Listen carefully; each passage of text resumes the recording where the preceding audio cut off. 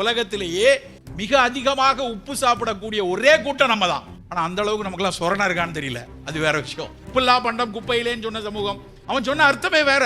இந்த உப்பு போடலைன்னா இது கெட்டு போயிடும், அது கிடக்கூடிய பொருள், உப்பு அதனுடைய கெடுக்கக்கூடிய வேகத்தை குறைக்கும், அதனாலதான் ஊறுகாய் போட்டு வையினா. அதுக்காக உப்பை தினம் சாப்பாடுல எல்லாத்துலயும் அதிகமா போட்டு சாப்பிடணும் எந்த இலக்கியத்திலும் சொல்லல, உணவு இலக்கியங்கள்ல எதுலயும் கிடையாது. ஆனா நம்ம உப்பு அளவுக்கு அதிகமா போடும். எந்த அளவுக்கு அதிகமா போடுறோம்னா per day 4 grams தான், ஒரு நாளைக்கு 4 கிராம் தான் அவர்கள் எடுக்க சொல்கிறார்கள். நாம் எடுப்பது நல்ல வீட்டில் போய் நல்ல கணக்கு போட்டு பாருங்க.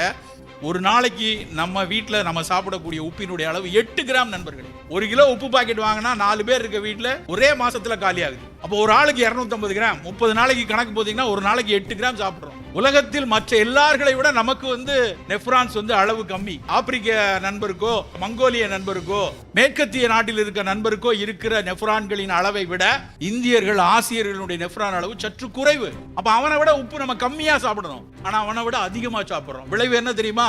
சர்க்கரை வியாதியில் சிறுநீரக கோளாறு வரக்கூடிய நண்பர்கள் நம்ம ஊர்ல தான் மிக அதிகம். மற்ற ஊர்ல டயபெட்டிக் வந்தா வரக்கூடிய மைக்ரோவாஸ்குலர் டேமேஜை விட நம்ம ஊர்ல மிகப்பெரிய அளவில் கூடிக்கொண்டே இருக்கிறது.